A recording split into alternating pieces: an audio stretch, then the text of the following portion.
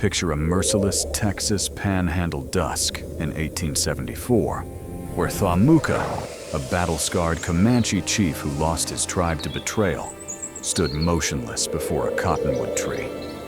A white woman, Mary, hung there, barely alive, her wrists bound, a blood-painted sign screaming, "White man, don't forgive."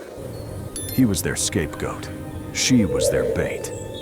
Yet, in that moment, their fates collided, defying a world thirsty for vengeance. Could a single cut of his knife rewrite their scars into hope? Stay for an ending that's left hearts shattered and mended across the plains. If this stirs your soul, hit subscribe, share your town in the comments, and discover what truth rises from the ashes of that burning sign. You'll want to know why Mary whispered, "I'm not afraid anymore." The Texas Panhandle sun in 1874 was a cruel god, scorching the earth until it cracked like old leather.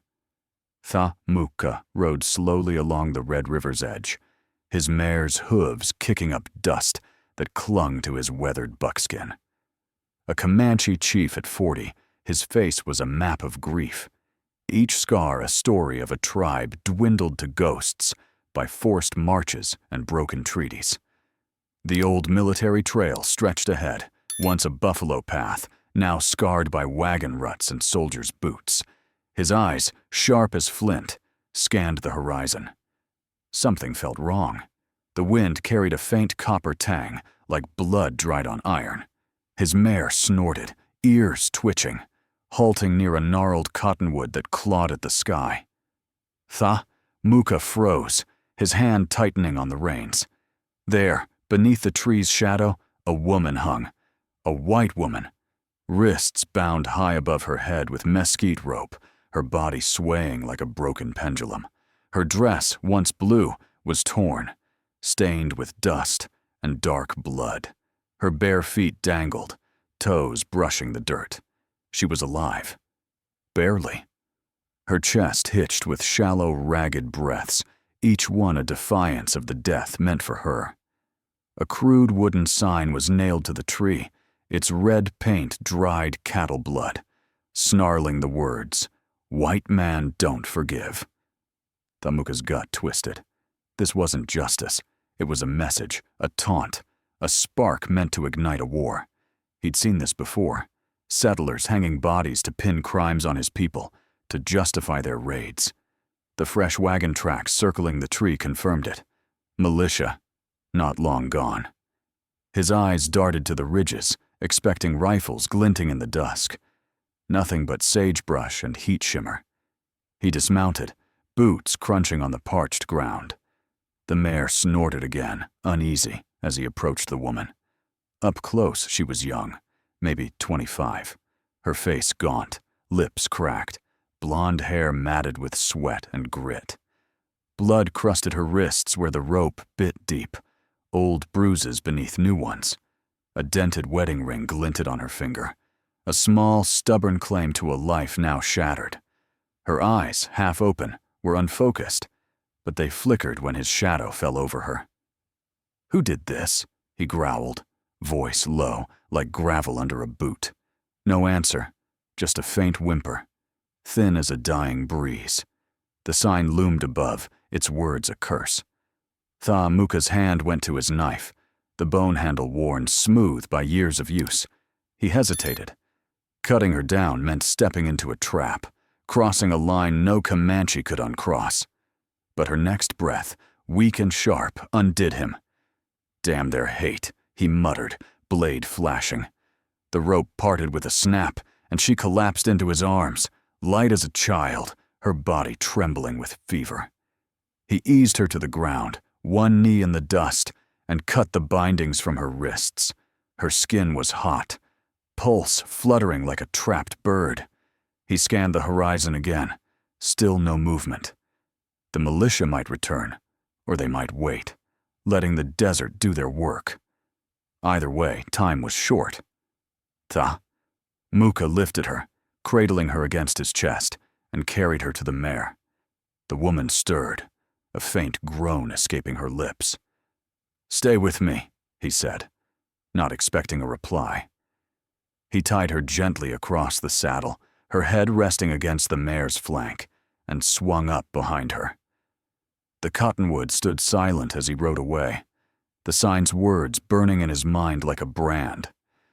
He took a hidden trail to Palo Duro Canyon, where his small camp nestled in a rocky ravine.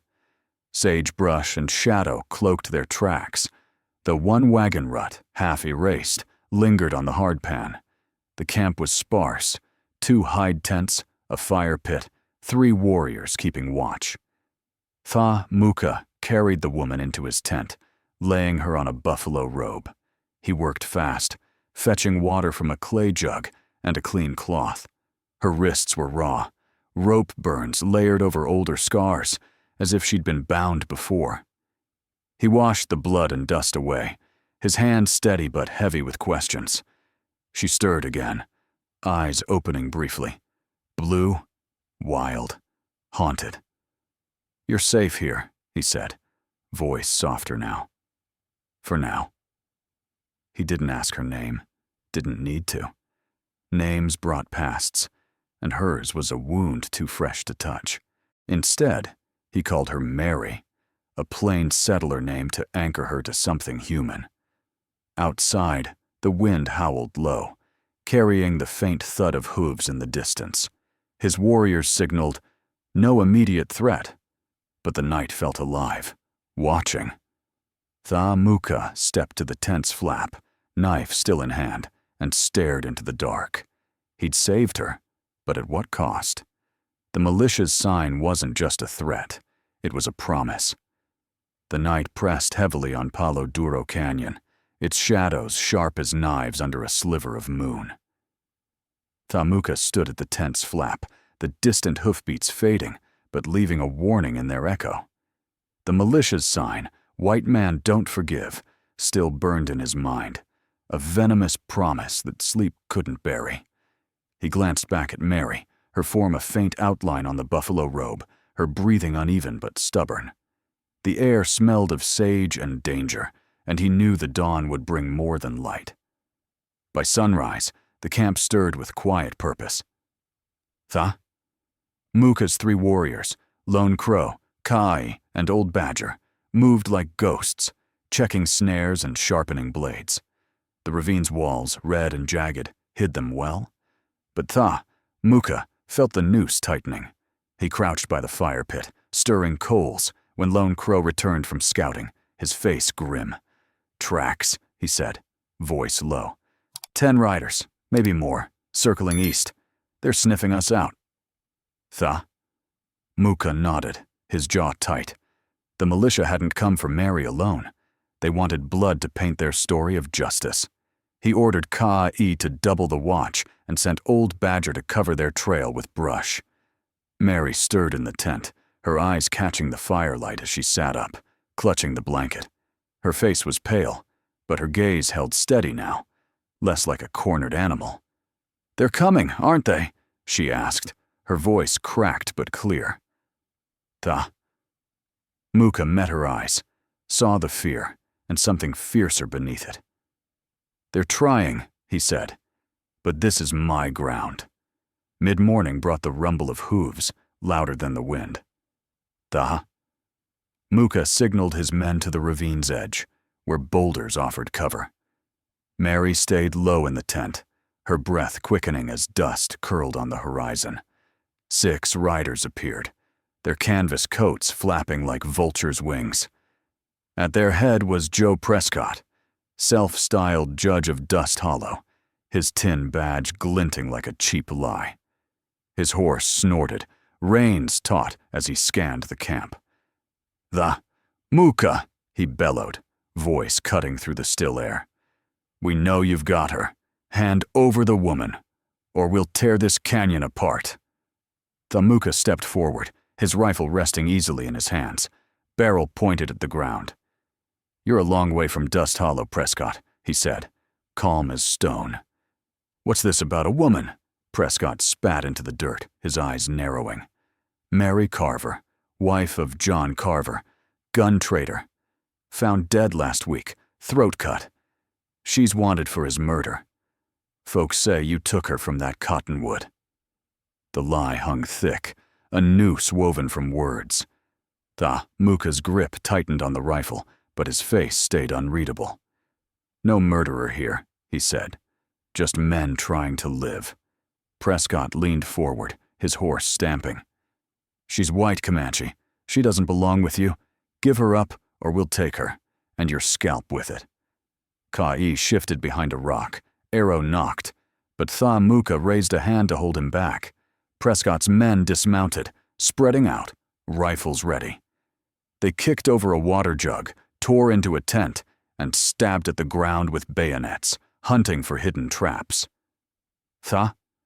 Muka's pulse stayed steady, but his mind raced. Mary was hidden beneath a false floor in the main tent, covered with hides. One wrong step, and they'd find her.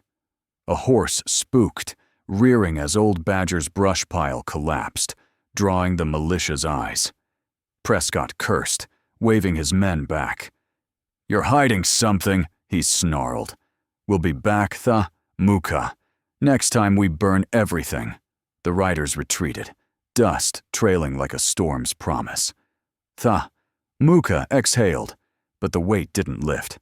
Ka'i stepped forward, his young face hard. "Why protect her?" he demanded. "She's their kind, not ours. She'll bring death." Muka met his glare. "Death's already here," he said. "We choose what it takes." That night, the fire burned low, its embers pulsing like a heartbeat. Muka sat outside cleaning his rifle when Mary emerged, her steps cautious. She sat across from him, the blanket pulled tight. "They said I killed John," she whispered.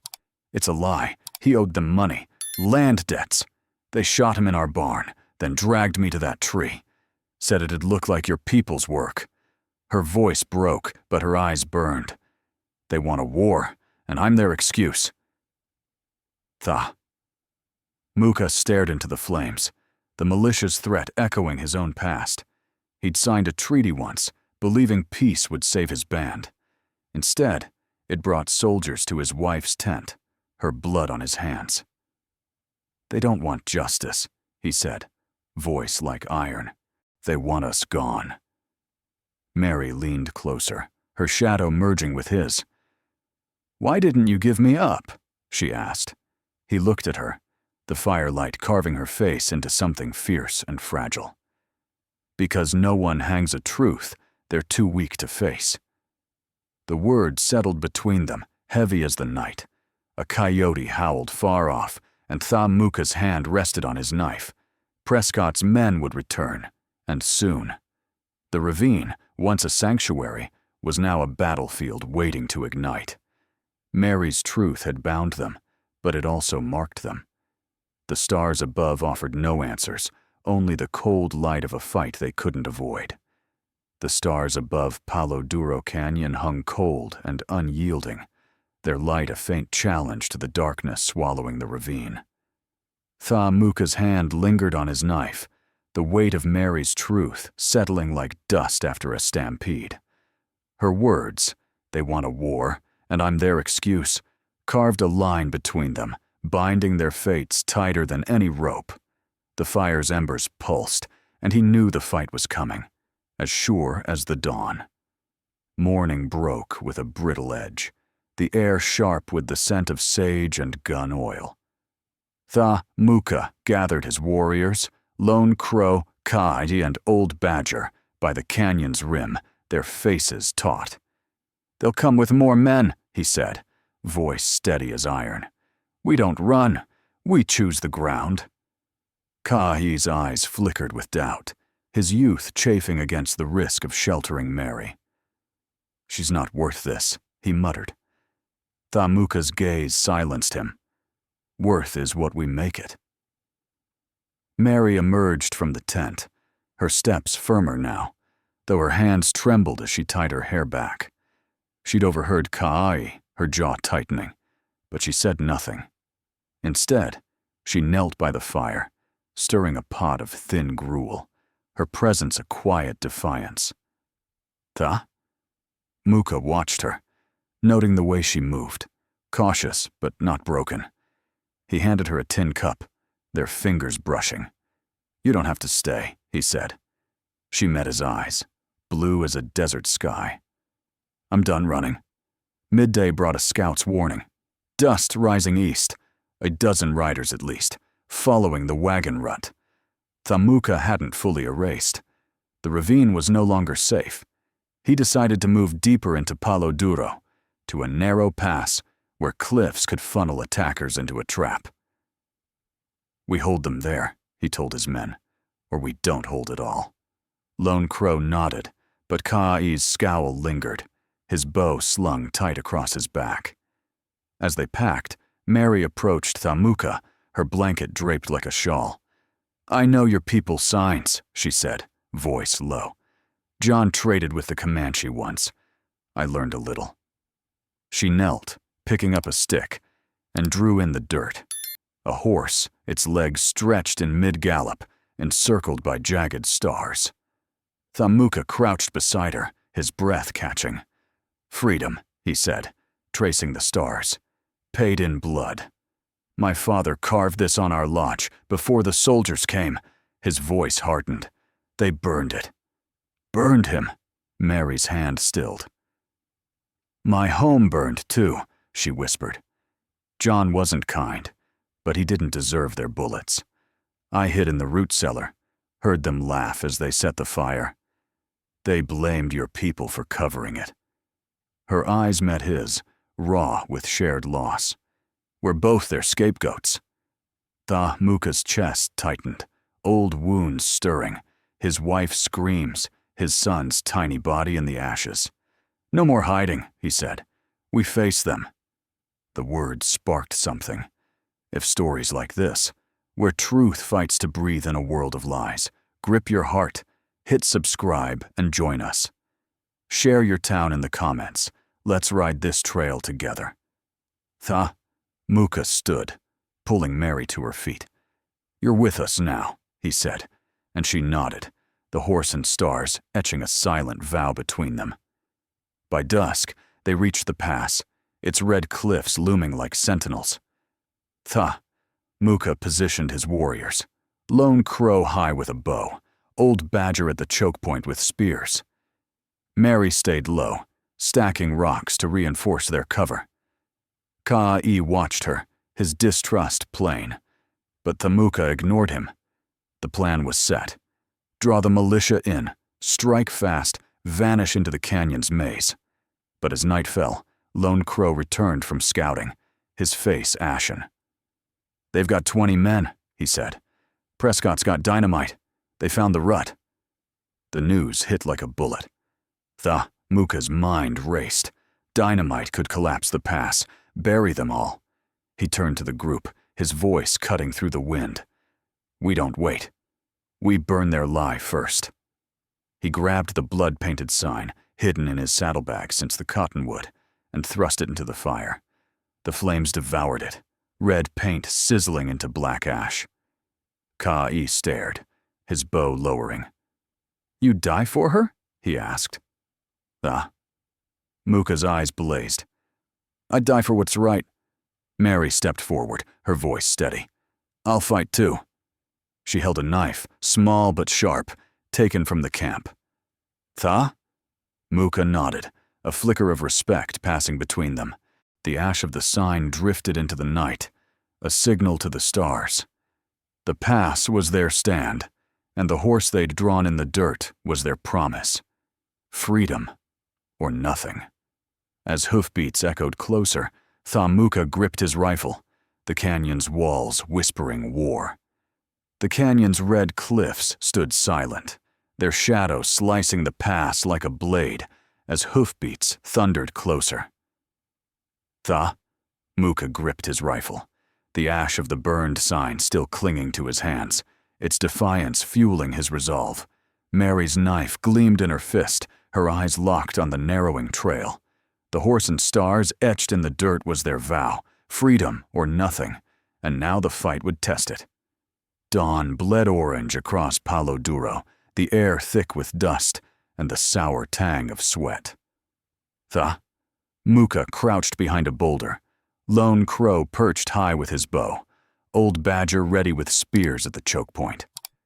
Ka'i, his doubt buried under the weight of battle, held a stolen carbine, his knuckles white. The militia's dynamite loomed in Thamuka's mind, a beast that could shatter the pass and bury them in stone. He signaled Mary to stay low, her form half hidden among the rocks. Her nod was firm, no trace of the broken woman from the cottonwood. The first riders burst into view, Joe Prescott at their head, his tin badge flashing like a taunt. 20 men, just as Lone Crow warned, their rifles raised, horses snorting steam in the chill. "And this, Comanche!" Prescott roared, his voice a whip crack. "Give us the woman, or we blast this canyon to hell." Thamuka stood, rifle steady, his silhouette stark against the cliff. "You'll find no murderers here," he called, "just liars who bleed like men." The air snapped taut, then shattered. Prescott's men fired, bullets ricocheting off stone, spitting dust. Lone Crow's arrow found a rider's shoulder, toppling him with a scream. Old Badger hurled a spear, piercing a horse's flank, sending it rearing. Thamuka aimed, his shot dropping a man clean from the saddle, but the militia pressed forward, their numbers a tide. Kaiahi fired wildly, his carbine jamming, and a bullet grazed his arm, blood blooming dark on his sleeve. Prescott lit a dynamite fuse, its hiss a serpent's warning, and lobbed it toward the choke point. Thamuka dove, tackling Old Badger as the blast tore through the pass, rocks splintering, the ground shuddering.